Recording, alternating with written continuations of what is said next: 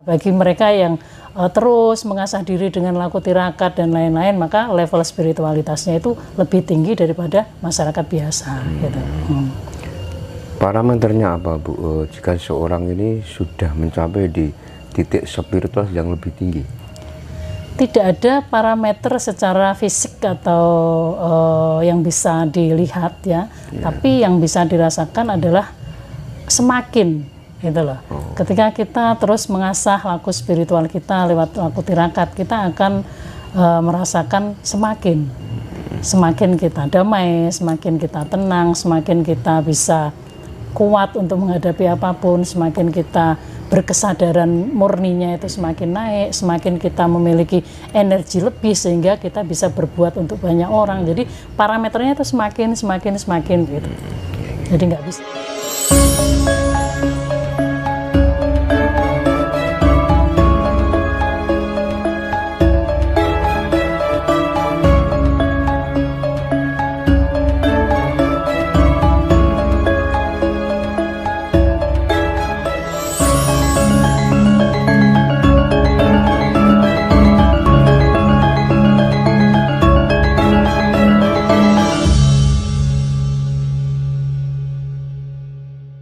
Rahayu, Bu Ida. Rahayu untuk semuanya. Selamat sore, Bu. Selamat sore. Masih itu, Bu, rutin di kegiatan meditasinya ya? Ya rutin. Kalau kita kan memang tiap minggu sekali kita meditasi bersama seluruh Indonesia. Iya.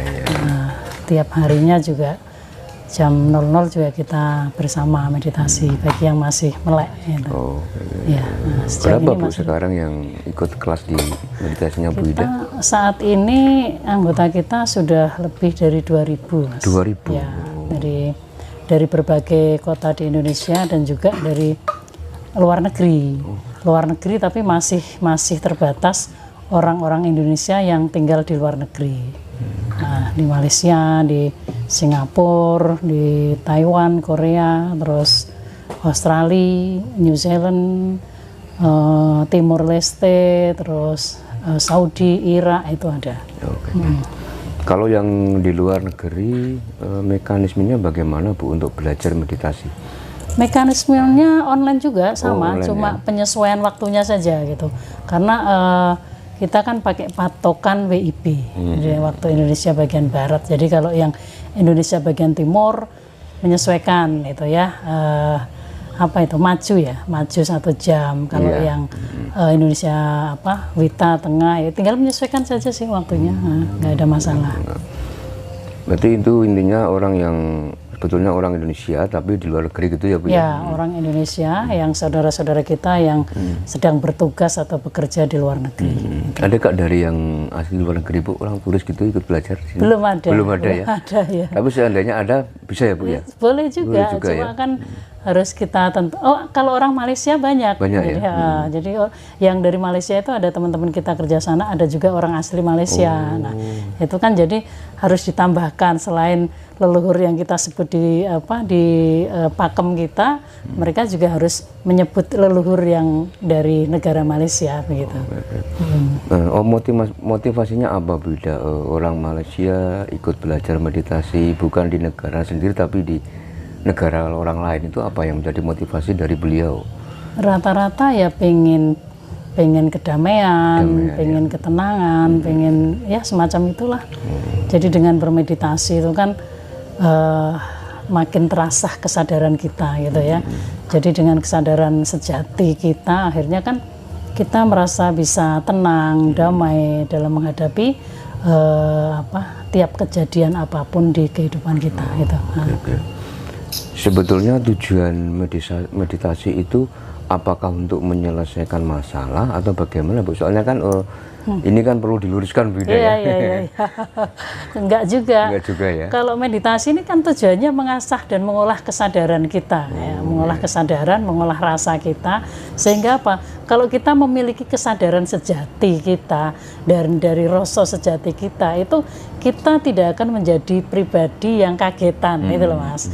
Dalam menghadapi apapun permasalahan yang ada di depan kita, kita tidak kagetan, tidak gumunan, tidak tidak merasa terheran-heran yang berlebihan, tapi kita menjadi pribadi yang siap ketika kita mempunyai suatu kesadaran sejati, oh bahwa masalah ini ada sebenarnya untuk menguatkan kita atau sebagai ujian untuk kita naik kelas selanjutnya, begitu. Jadi dengan kesadaran sejati maka apapun masalahnya itu kita akan merasakan sebagai hal yang sebenarnya biasa saja, gitu.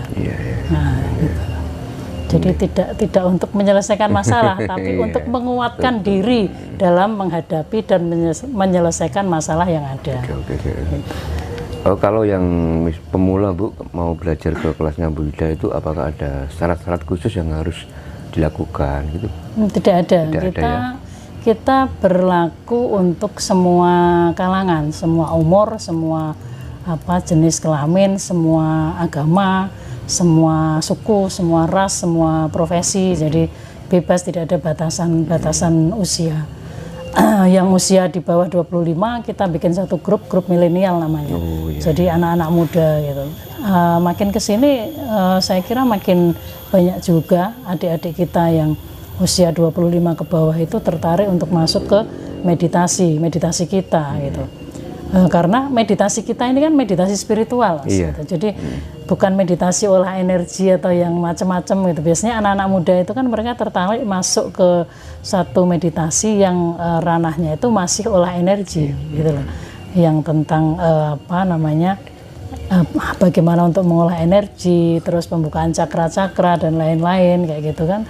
Masih yang kadang-kadang ya nun sewu, ada yang berlebihan akhirnya menjadi sesuatu yang halusinasi, delusi kayak gitu kan, masih menjadi suatu tantangan dan apa yang diinginkan oleh anak-anak muda sekarang ini gitu. Ketika orang mau belajar spiritual, apakah ada batasan usia atau bagaimana Bu orang ini bisa belajar spiritual? Spiritualitas itu sebenarnya dimiliki oleh semua orang. Mulai dari dia terlahir itu, begitu terlahir patrap satu itu begitu tangan buka kaki jejak, ya itu tuh sebenarnya ruh spiritualitas itu sudah ditiupkan, sudah ada, itu loh. Cuma kan karena keterbatasan kemampuan secara fisik dan nalar itu belum tumbuh, ya itu kan belum berkembang. Nah setelah kita ini bisa berpikir, kita bisa berjalan, dilengkapi dengan kemampuan fisik untuk menerjemahkan suatu kejadian. Nah saat itulah kadar spiritualitas seseorang itu mulai naik. Nah ini kalau seumpamanya terus dipupuk terus dengan laku tirakat, dengan kegiatan-kegiatan yang bisa mengangkat atau mendukung kadar spiritualitas untuk naik itu, yang terjadi ya seorang spiritual yang mempunyai spiritualitas yang di atas rata-rata. Jadi semua orang kayak sampean KB juga punya spiritualitas, juga punya. Hanya saja karena tidak diasah maka levelnya itu level normal gitu. Nah bagi mereka yang terus mengasah diri dengan laku tirakat dan lain-lain, maka level spiritualitasnya itu lebih tinggi daripada masyarakat biasa gitu. Parameternya apa Bu jika seorang ini sudah mencapai di titik spiritual yang lebih tinggi? Tidak ada parameter secara fisik atau yang bisa dilihat ya, tapi yang bisa dirasakan adalah semakin gitu loh. Ketika kita terus mengasah laku spiritual kita lewat laku tirakat, kita akan merasakan semakin kita damai, semakin kita tenang, semakin kita bisa kuat untuk menghadapi apapun, semakin kita berkesadaran murninya itu semakin naik, semakin kita memiliki energi lebih sehingga kita bisa berbuat untuk banyak orang. Jadi parameternya itu semakin gitu. Jadi nggak bisa dilihat secara fisik. Oh belum tentu orang yang dengan penampilan yang kalau laki-laki itu pakai belangkon, pakai beskap, pakai ini, itu spiritual Jawa gitu. Terus tingkatnya atau levelnya tinggi belum tentu juga, tapi dilihat dari laku perilaku dan pencapaiannya yang dirasakan secara pribadi adalah semakin itu tadi. Oh di dalam ajaran Jawa itu kan banyak Bu ya tirakat-tirakat yang memang diajarkan dalam ajaran Jawa, ada yang bosong rowo, terus ada puasa muti dan lain sebagainya. Nah, menurut pandangan Buddha dari beberapa tirakat orang Jawa itu yang sangat wajib dilakukan itu yang seperti apa, Bu? Semua laku tirakat itu bagus. Bagus ya, Bu. Bagus. Jadi masing-masing punya tujuan tertentu dan punya karakteristik tertentu. Kalau puasa itu kan intinya untuk pengendalian diri. Nah, orang Jawa puasanya itu jauh lebih berat daripada puasa-puasa biasa yang dilakukan oleh saudara-saudara kita yang beragama non sewu. Jadi di Jawa contohnya ada puasa ngerowot. Puasa ngerowot itu yang menghindari makan dari nasi, dari beras dan olahannya ya. Jadi bisa makan polo pendem, polo gantung, polo rambat dan lain-lain. Itu sebagai makanan pokok kita dan juga sayur-sayur gitu. Terus ada puasa ngeruh. Puasa ngeruh itu yang kita menghindari hewani. Jadi hewan-hewan yang bernyawa itu ya. Jadi tetap kita makan tumbuh-tumbuhan, buah, sayur itu tetap nasi juga boleh. Tapi yang kita hindari adalah yang bernyawa, hewan bernyawa, bukan yang bernyawa, tapi hewan yang bernyawa. Karena kalau ngomong bernyawa, tumbuhan kan juga bernyawa, gitu kan. Hewan yang bernyawa. Karena apa? Diyakini dengan makin mengurangi konsumsi hewan yang bernyawa, maka sifat-sifat kebinatangan kita itu akan makin berkurang. Nah, begitu. Jadi kayak puasa ngebleng tiap weton itu juga kan mempunyai makna tersendiri gitu. Jadi laku-laku tirakat di ajaran Jawa itu semuanya unik dan memiliki tujuan tertentu. Seperti contohnya kita mempunyai hajat tertentu, terus kemudian kita melakukan puasa ngebleng selama 7 hari 7 malam, yang benar-benar itu ngebleng di dalam satu ruangan, tidak keluar sedikit pun, tapi puasanya mungkin puasa sahur mungkin hanya buka sahur sekali, tidur 1 kali dalam 1 hari, itu kan ngebleng. Jadi ada beberapa versi juga puasa ngebleng itu gitu. Nah terus contoh lain kungkum atau mandi malam atau kungkum di sumber mata air alam itu juga kan merupakan salah satu laku tirakat juga yang juga mempunyai tujuan tertentu, yaitu apa? Agar kita ini tidak mudah panas, jadi kita tetap adem dan kita bisa mempelajari sifat-sifat dari air, di mana air itu adalah adem, mengalir dari tempat tinggi ke tempat rendah, dan terus air itu kan fleksibel, bisa masuk ke sudut manapun. Air itu bisa menyesuaikan bentuk di mana dia ditaruh, dia akan menjadi bentuk dari apa wadahnya itu gitu. Dan sifat-sifat air yang lain itu tujuan tirakat kungkum gitu. Jadi tirakat-tirakat yang lain juga mempunyai filosofi tersendiri kalau di Jawa itu gitu. Ada lagi tirakat yang jalan terus gitu, ada ya Bu ya, orang Jawa itu ada seperti itu ya Bu? Ada macam-macam dan aneh-aneh. Jadi apakah itu gurunya. Memang tergantung dari tujuan atau bagaimana Bu itu? Tergantung dari gurunya yang pasti. Gurunya ya.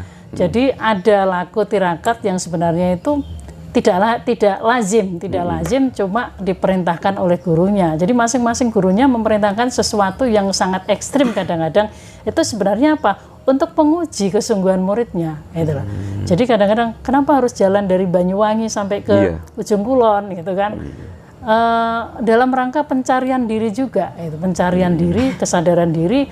Nah, yang paling pasti adalah sang guru ini biasanya menguji muridnya sejauh mana keteguhan hatimu dalam melaksanakan perintah-perintah, gitu loh. Sebenarnya begitu. Gitu.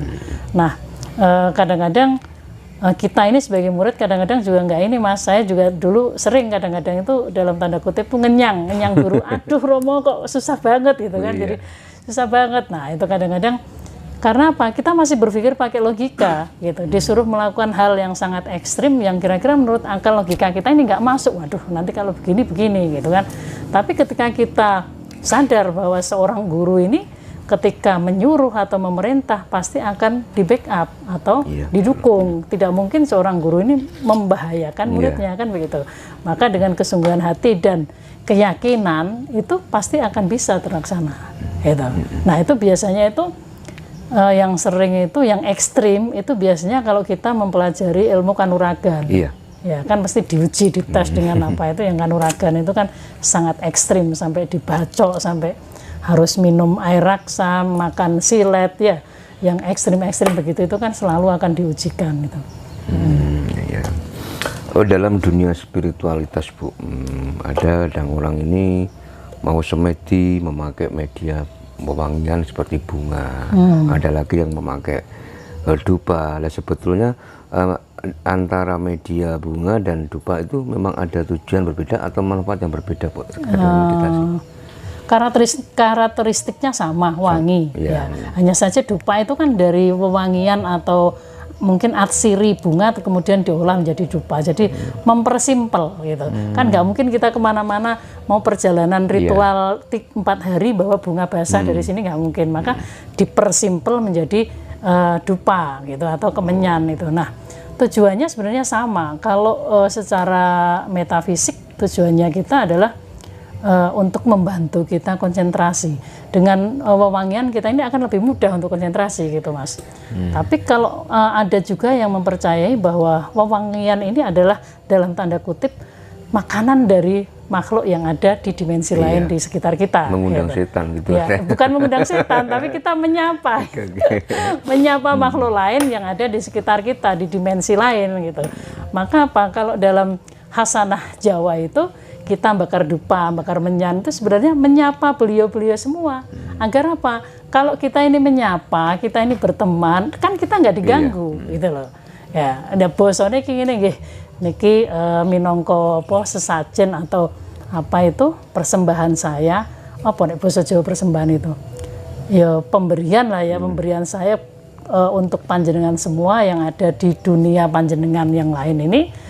Monggo diterima, monggo ditampi, monggo kita hidup masing-masing, panjenengan di dunia panjenengan, saya di dunia saya, dan tidak saling mengganggu.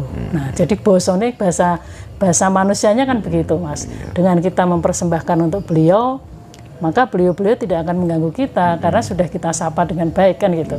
Jadi kalau di pemahaman Jawa atau pemahaman kita yang universal itu, kalau saya ya, saya ini nggak ada istilah ngusir jin, ya, gitu.